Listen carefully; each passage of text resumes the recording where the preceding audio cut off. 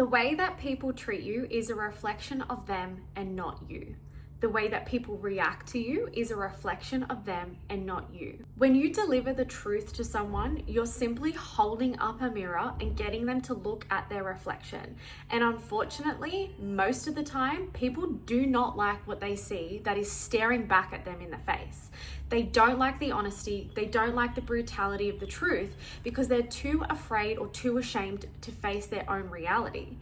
And when you hold up a mirror for someone and you tell them what they actually need to hear instead of what they want to hear, and if they react to you with defensiveness, with a victim mindset, blaming you for the information that you are giving them, or for you being so honest and integral with yourself and being someone who leads from the front, and if they don't like what they hear and they don't like what they see and they blame you, they're operating from the lowest form of frequency. I know this because when I first built my business, I was so afraid of the judgment that people were giving me. I was so afraid of everything that people were saying around me, the doubt, the disbelief, the discouragement. But what that is, that's actually them. That's their own limitations. That's their own poor mindset. They're operating from the lowest level of frequency and they will do anything possible to tear you down. When people don't get what the result that they want, or they can't see their outcome in your process, they're going to blame you because people don't like the truth. That's just the reality. People don't like the truth in all areas of their life. People hide, people lie, people try to find ways to navigate not having difficult conversations in relationships, in their life, in their business, because they're too afraid of what is going to stare back at them in the face. When you're in business and in anywhere at life, not just business, but when people hold up a mirror, you should be thanking them. You should be thanking people for being honest to you. You should be thanking the person who is being so goddamn truthful and not lying and telling you what you want to hear to make yourself feel better. That is not someone who is good and valuable in your life. That is not someone who actually wants the best for you and that actually wants you to achieve. Right? When Nathan comes to me with an idea, if I don't like it or I don't resonate with it, I don't shut him down, but I hold up a mirror and I'm like, tell me how this is going to work. Show me, lay it out for me. Be a true person. When people are giving you advice, open your mind. Stop taking everything so personally.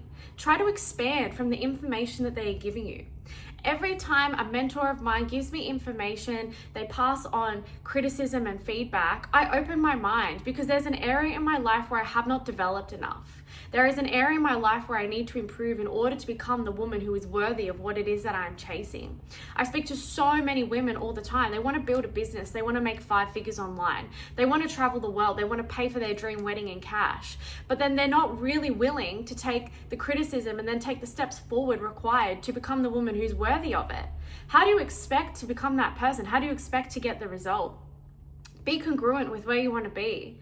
Take the feedback. Don't be so emotional with the advice that people are giving you, and take steps forward to become the person that it is that you truly desire. Nothing in life is easy. Nothing in life is simple. Things are always going to come up in your life. Things are always going to be hard. But the more that you shy away from the truth and the more that you don't enjoy the reflection staring back at you, that's when you have to work on yourself. That's when you have to go deep and you have to go within and you have to ask yourself, is this actually what I'm doing right now? Is this mirror a true reflection of me? And if it is, and if you really don't like who's staring back at you in the face, you should change that. Because when you change that and you change these patterns and you change these behaviors and you change this mindset, it's such a low level of frequency and it's going to consume you and it's going to spit you out and eat you alive. And I can sit here and openly say this because when I was a registered nurse, I was stuck in this mentality. I was stuck in the victim mindset. I was always blaming everyone, my partner, everything. I was blaming so many people for the reasons why things were so goddamn wrong in my life. I used to walk in the front door and the kitchen would be a mess and I would blame my partner, right? It's not his fault the kitchen's a mess. It's actually not even a problem that the kitchen's a mess, right? But my level of frequency was so low and I was so miserable and I didn't like what I was doing and what I was achieving that I would do anything to blame anyone else for the problems that were happening in my life. Instead of being an actual woman and taking accountability for myself and my actions and my thoughts and my feelings. We're allowed to be emotional beings as women, for sure. Of course we are. We can't change that. We can embrace it. But the biggest advice that I give women all the time, especially inside of CEO Foundations, because running a business, you have to have a bulletproof mindset. Otherwise, you are not cut out for it. You are not cut out for 5 figures a month. You are not cut out for 6 figures a month. It's just impossible, right? And what I teach them is whatever is happening for you emotionally, whatever's coming up, don't let it fester in your mind. Don't let yourself put those emotions onto someone else. Think logically. Write it down. Get it out of your brain. Write pen to paper. Write down what it is that's coming up for you. Don't sugarcoat it. And then ask yourself, why is this a problem for me? Why is this bringing this situation up for me?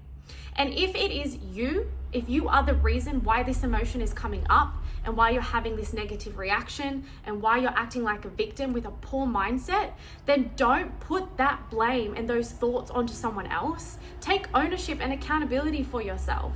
Do you guys think that Layla Hormozi is putting all her emotional problems on other people? No, she's a multi-millionaire. She has to learn what it takes to build that bulletproof mindset, to really understand how to go within, how to deal with her emotions emotionally and get them out and put them into the universe, because you don't want that stuff inside of you. It's like toxic poison. But then you don't put that onto someone else. Like, you don't put it onto your partner, because what does it do? It causes disconnect. It causes you guys to fight. It causes misalignment. But you start doing that to other people, your friends, your family, your mentors, other people around you. The same thing happens. It's distasteful. You're not acting in alignment with the woman who deserves what it is that she's truly trying to achieve. And when you're trying to build these big businesses with these big visions, you cannot put that onto other people. And please don't learn this the hard way. Don't burn relationships with other people by doing this. Okay, I've done it so many times. That's why I have such a small circle now, because I mistreated and neglected the people around me, because I was not able to deal with my emotions in a way, and I couldn't stand the woman who was staring back in the mirror when people tried to call me out. So because of that, I lost really good relationships in my life. But now the relationships that I do have, they're more meaningful. They've got more depth to them. They've got more volume to them.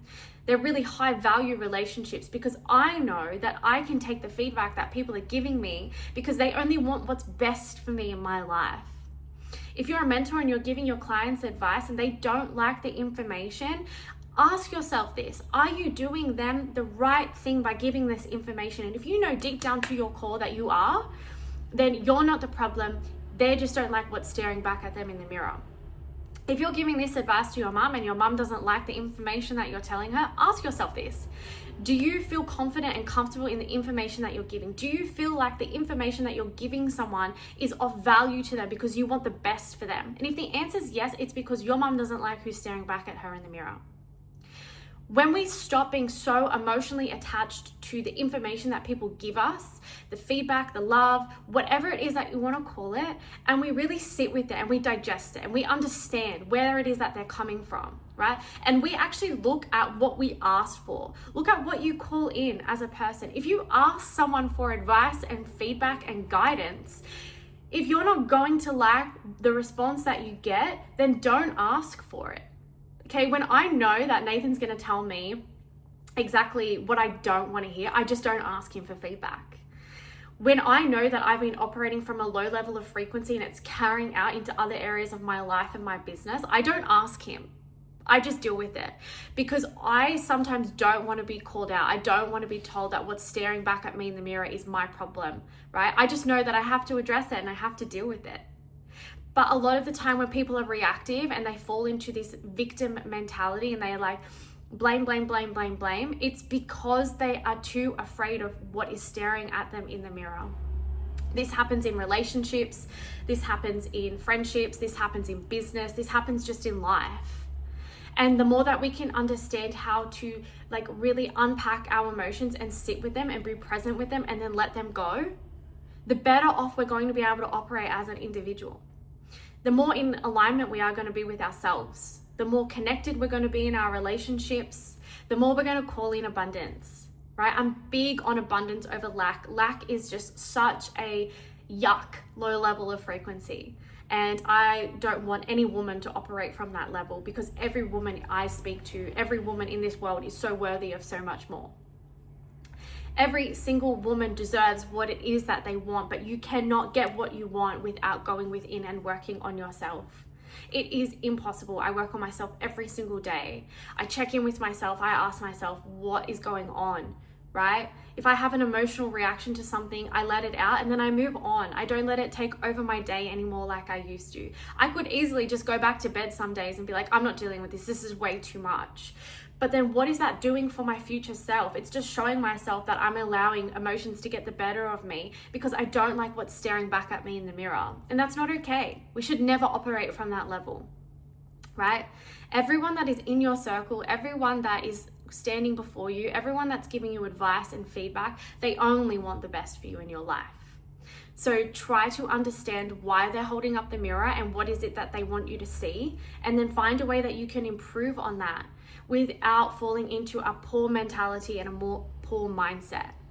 And the more that you can do this and the more that you can overcome this, the easier it becomes and the easier it feels and the lighter it feels as well. And it's okay to feel emotion. I'm not saying that it's not. I'm still a woman. I'm still a very massive emotional person, right? But just learn how to process it in your own way that's safe. Because having such big reactions, it's not safe. Because you don't create a safe space for yourself. Because when we overreact, it actually turns into something that it never was meant to be. So we need to find a way to make it safe for us to react, to let it out, and then to move forward. And I do this exactly by just getting, whatever's in my brain onto paper, not onto my notes tab, not into AI, not onto my iPad, literally pen to paper. Because it's therapeutic, right? There's no one judging you. Just like whatever it is, if you're literally writing like, I hate this person, like freaking write it. If that's what's coming up, get it out. It's like so negative. It's like, it's just going to eat you alive and it's going to change you as a person, right? This is something that's massive. I think, in running a business, you have to have this incredible mindset, but also just like in your relationships. Mindset and manifestation is a massive thing, right? And especially on the deepest, darkest days where you feel so misaligned and disconnected from yourself, you have to go within and you have to speak about your manifestation. You have to visualize it and you have to see the end result in mind. It's such a massive part of developing the self and developing your mind. And the more that you can do this, the more you're going to feel freedom and alignment, and you're going to feel purpose inside of your business, inside of your life, and inside of your relationships.